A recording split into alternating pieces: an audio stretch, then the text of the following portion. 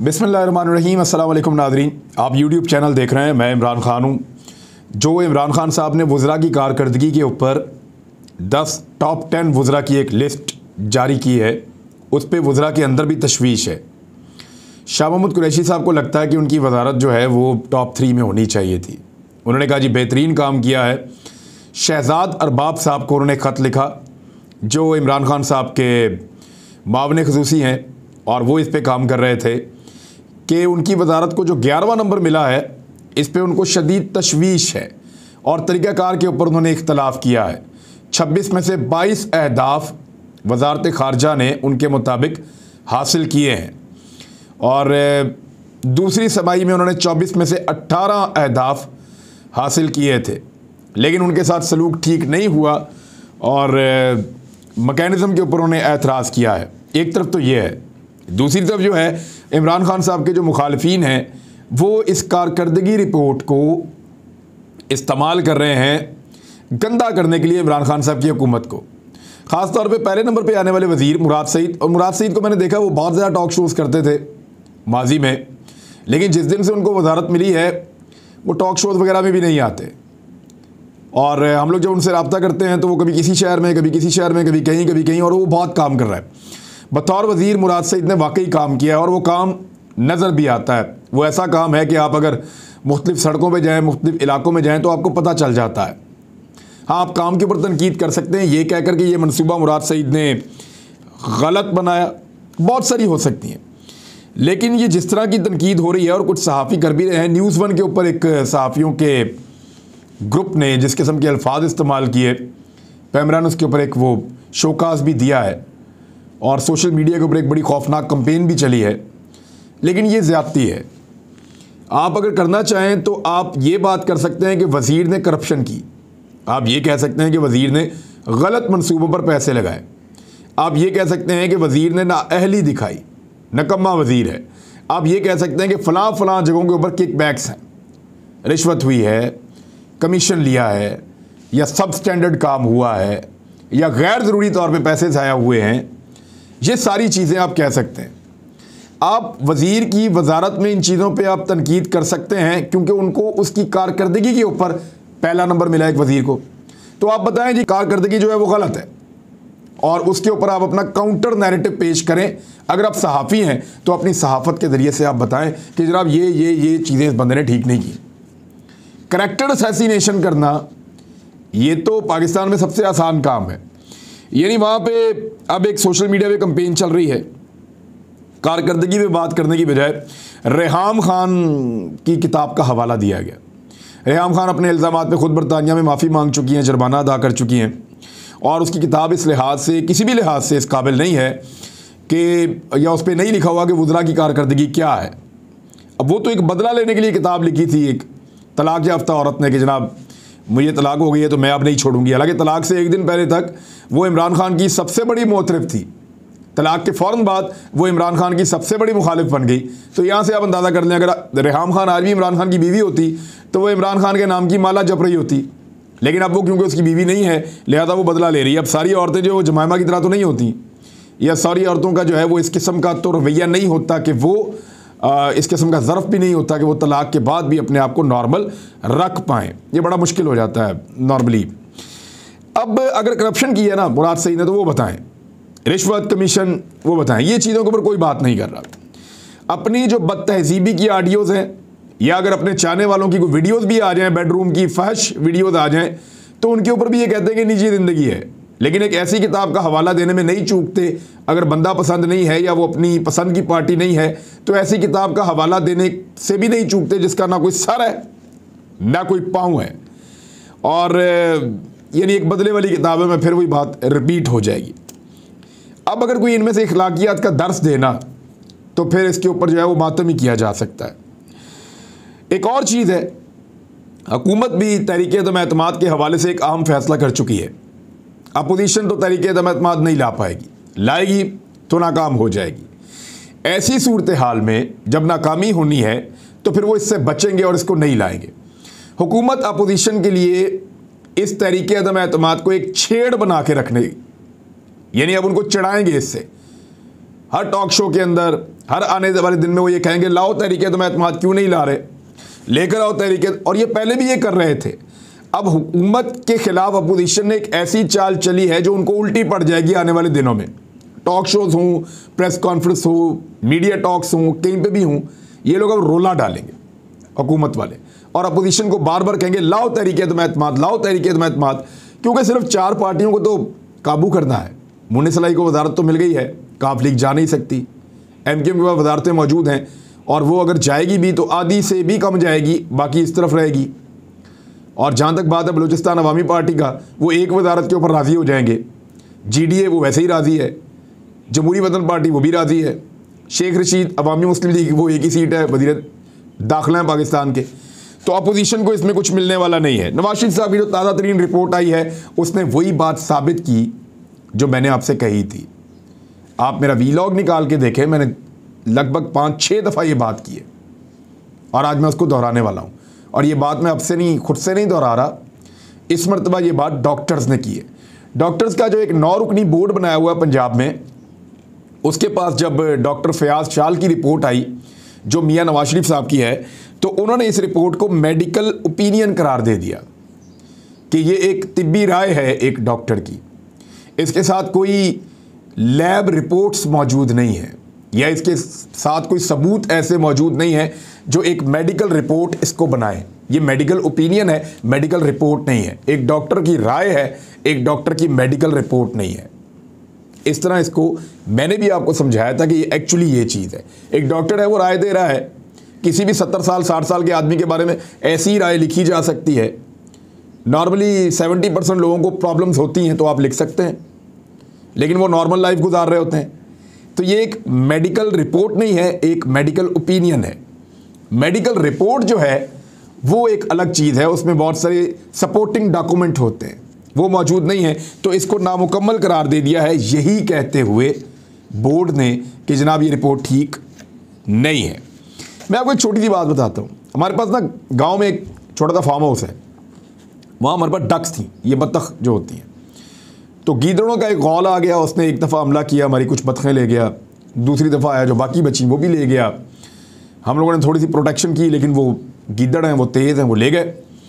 फिर उसके बाद वो कोई हमारी मुर्गियाँ ले जाते हैं, कभी कुछ, फिर बकरियों का एक बच्चा है वो भी ले गए वो। तो इस तरह हमें बार बार नुकसान हुआ। मैं और मेरा भाई बात कर रहे थे कि गीदड़ बहुत ज़्यादा बढ़ गए हैं इस इलाके में, तो इनको मार के भगाना पड़ेगा, और कुछ को मारना भी पड़ेगा, मजबूरी है। तो हम आपस में बात कर रहे थे, मेरा 4 साल का बेटा है छोटा सा, तो उसने मुझे कहा बाबा सबको मारते क्यों हैं, एक को मार के वहाँ लटका दें, बाकी डर के भाग जाएंगे। तो मेरे दिमाग में ये बात आई कि मैंने बल्कि अपने फादर को ये बात बताई, तो उन्होंने भी मुझे कहा, उन्होंने कहा इतनी सी बात है, 4 साल के बच्चे को समझ आती है, हमारी रियासत को समझ नहीं आती कि एक को मार के लटका दें ये सारे भाग जाएंगे, एक को निशाने इबरत बना दें ये सारे भाग जाएं। कॉमन सेंस की बात है। अब पता नहीं गीदड़ों पे अप्लाई होती है नहीं होती, लेकिन बंदों पे होती है। वो छोटे से 4 साल के बच्चे को इस बात की समझ है कि एक को मिसाली सज़ा दे दें और उसको इबरत का निशान बना दें, बड़े वाले गीदड़ को, बाकी सारे भाग जाएंगे, बच्चे इधर को नहीं आएंगे। फिर ये उसको लगता है। तो पाकिस्तान में किसी एक भी ऐसे बड़े एलीट क्लास के तगड़े बंदे को बड़ी सज़ा दी गई है क्या? नहीं दी गई। किसी को ऐसी सज़ा नहीं दी गई जो इसको आप कहें कि वो मिसाली सज़ा है। सबको मिसाली रिलीफ मिला है।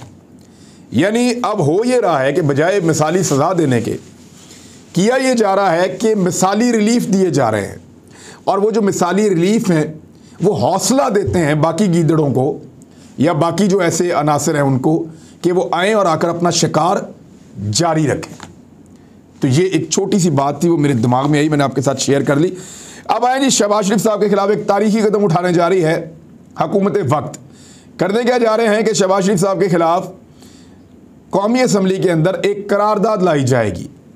वफाकी हुकूमत ने अपोजिशन लीडर शहबाज शरीफ के मनी लॉन्ड्रिंग केस की लाइव कवरेज के लिए कौमी असम्बली में करारदाद लाने का फैसला किया है। अब ये केस ही इतना मज़ेदार है, वहाँ चपड़ासियों के अकाउंटों में अरबों रुपए जा रहे हैं, आ रहे हैं। अब अगर ये केस पूरी कौम देख रही होगी तो इंसाफ की जो श्योरिटी है वो और ज़्यादा बढ़ जाएगी, और लोगों को नज़र तो आए ना कि एक्चुअली उनके लीडर करते क्या हैं। वहाँ अदालत के अंदर जवाब किस तरह के देते हैं, वहाँ सवालात किस तरह के उठाए जाते हैं, वहाँ एलिगेशंस किस तरह के लगते हैं। बाहर आकर ये मीडिया खेलते हैं, अदालत के अंदर क्या चल रहा है वो अपने रिपोर्टर्स के ज़रिए से, अपने पसंदीदा सहाफ़ियों के ज़रिए से अपना मनपसंद तरीके से उसको रिपोर्ट करवा देते हैं। जैसा कि बरतानिया वाले केस में रिपोर्ट करवा दिया कि शहबाज शरीफ इंटरनेशनल सादिक और अमीन बन गए, रिपोर्ट करवा दिया कि शहबाज शरीफ को क्लीन चिट मिल गई, हालांकि शहबाज शरीफ का वो केस ही नहीं था। वो मैंने आपको बताया उसके अंदर कोई ताल्लुक ही नहीं है, बल्कि उसमें और पोल खुल रहे हैं। वो 500 सफ़े हैं, वो जैसे जैसे हम पढ़ेंगे उसमें नई चीज़ें निकलेंगी जिसको शरीफ खानदान छुपाना चाहता था। तो बात यह है कि अब इस केस को लाइव दिखाया जाए, इस हवाले से करारदाद लाई जाएगी। कानूनी और सियासी महाज के लिए हिकमत अमली को हतमी शक्ल दी जा रही है। वफाकी हुकूमत का कहना है कि शहबाज शरीफ के ओपन एंड शट केस की बराह रास्त कवरेज होनी चाहिए। इस सिलसिले में हुकूमती अरकान ने करारदाद की तैयारी पर काम शुरू कर दिया। शहबाज शरीफ को चाहिए वो खुद कहें कि लाओ, वो कहते हैं ना मैंने एक धैले की करप्शन नहीं की, वो कहते हैं कि मेरे से ज़्यादा ईमानदार आदमी पाकिस्तान में कोई नहीं है और मेरे ऊपर सारे इल्ज़ाम झूठे हैं। तो शहबाज शरीफ को चाहिए कि अपने केस को अदालत के अंदर जब वो चल रहा हो तो उसको पब्लिक के सामने रखें, दुनिया को सुनाएं कि वो कैसे बेगुनाह है, दुनिया को बताएं कि शहबाज शरीफ ने कोई गुनाह, कोई जुर्म नहीं किया है। शहबाज शरीफ के लिए सुरखरू होने का, अवाम की नज़रों के अंदर हीरो बनने का इससे बड़ा कोई मौका नहीं है, अगर तो वो करप्ट नहीं है तो। लेकिन अगर वो करप्ट है, उनके ऊपर जो एलिगेशन लग रहे हैं वो एलिगेशन दुरुस्त साबित होते हैं, तो ऐसी सूरत में वो कभी नहीं चाहेंगे कि ये केस पब्लिक को बराह रास्त दिखाया जाए, क्योंकि उससे उनका पोल खुल जाएगा। अगर तो वो करप्ट है तो वो ये चाहेंगे कि ये केस बराह रास्त ना दिखाया जाए, बल्कि हम बाहर आकर जो कहें वो चीज़ मीडिया पे रिपोर्ट हो। हम आकर कहें हमसे बदला लिया जा रहा है, हम आकर कहें कि निज़ाम बिक गया है, हम आकर कहें कि एस्टेब्लिशमेंट हमारे खिलाफ है, हम आकर कहें और वो बातें हमारे मनपसंद सहाफ़ी भी कहें जो हम चाहते हैं। तो पूरे के पूरे सिस्टम को हम लपेट के इस चीज़ को अपने हक़ के लिए इस्तेमाल करें। अगर तो वो करप्ट है तो वो ये चाहेंगे, और अगर वो करप्ट नहीं है और अगर वो ईमानदार हैं और अगर उन्होंने बेईमानी और करप्शन नहीं की है तो वो चाहेंगे कि उनका केस जो है वो लाइव पूरी दुनिया देखे बराह रास्त, और दुनिया को पता चले कि शहबाज शरीफ साहब के साथ कितनी बड़ी ज़्यादती हुई है और वो पूरी कौम के सामने सुरखरू हों। वैसे हुकूमत इसके ऊपर करारदाद ला रही है, अपोजिशन को चाहिए कि हुकूमत की मदद करे, क्योंकि शहबाज शरीफ साहब बेगुनाह है और उनकी बेगुनाही पूरी दुनिया के सामने आनी चाहिए। जो ये करारदाद बनाई जा रही है, इसमें अब शहबाज शरीफ साहब को वो चाहती है हुकूमत के असम्बली में बात भी नहीं करने देंगे फ़र्द जुर्म आयद होने के बाद, क्योंकि उनके ऊपर बड़े संगीन इल्ज़ामात की फ़र्द जुर्म आयद हो गई है। मेरे ख्याल में जब तक वो मुजरिम नहीं बन जाते, मुलजिम से फ़र्द जुर्म आयद होने के बाद भी वो मुलजिम रहेंगे, उनके ऊपर इल्ज़ाम है। जब तक वो साबित नहीं हो जाता, जब तक वो मुजरिम नहीं बन जाते, तब तक उनके पास अपोजिशन लीडर का ओहदा भी है और तब तक वो इस ओहदे के मुताबिक, यानी वो अहल भी है ना अहल तो नहीं हुए, सज़ा होने के बाद होंगे, तो वो तब तक अपने काम कर सकते हैं। उनको ज़बरदस्ती रोकना दुरुस्त इक़दाम नहीं होगा। अमेरिका ने एक बहुत अनोखा काम किया, वो भी आपके साथ शेयर कर लेते हैं क्विकली, क्योंकि ये इंटरनेशनल ख़बरें हैं। अमेरिका के पास से $7 अरब मुंजमद पड़े हैं अफ़गानिस्तान के।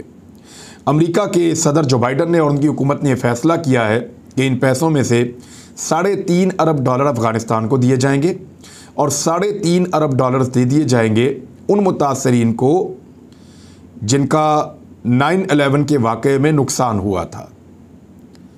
यानी आज 9/11 के वाक़े को लगभग 21 साल हो गए हैं, अभी तक अमेरिकन हुकूमत ने क्या उनको कुछ नहीं दिया।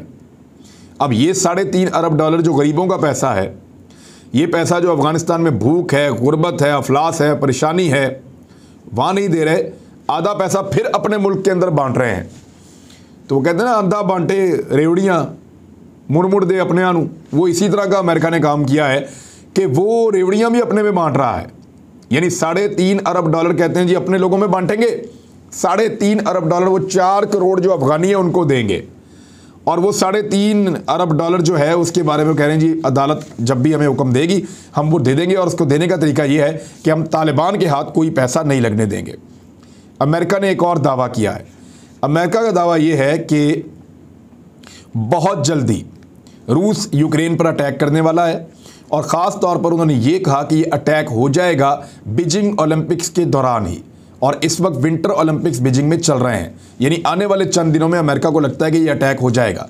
इसी के पेश नज़र अमेरिका ने एक हुक्मनामा जारी किया है, और फौरी तौर पे ये कहा है कि जितने भी अमरीकी इस वक्त मौजूद हैं यूक्रेन में, वो फौरी तौर पे यूक्रेन को छोड़कर निकल जाएं।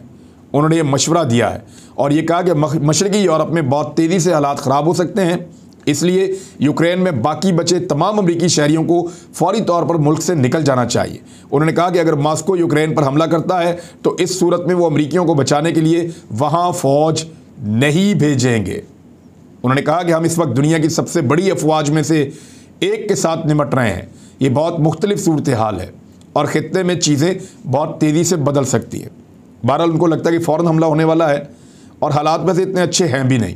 यूक्रेन तो ये कहता है कि हमारी लड़ाई नहीं होगी, लेकिन इनके जितने भी मुज़ाकरात हो रहे हैं मुख्तलिफ महाज़ों के ऊपर, वो नाकाम हो रहे हैं। दूसरी बात यह है कि रूसी वज़ीर ख़ारजा और बरतानवी वज़ीर ख़ारजा ने एक मुश्तरका प्रेस कॉन्फ्रेंस करनी थी मॉस्को में। रूसी वज़ीर ख़ारजा उसको छोड़कर चले गए। उन्होंने कहा बरतानिया का रवैया साम्राज्य वाला है, रवैया वही है जैसे कोई अपनी छोटी रियासत के अंदर आता है या अपने मफतूआ इलाकों में आता है और आकर प्रेस कॉन्फ्रेंस करता है, तो ऐसे नहीं बनेगा।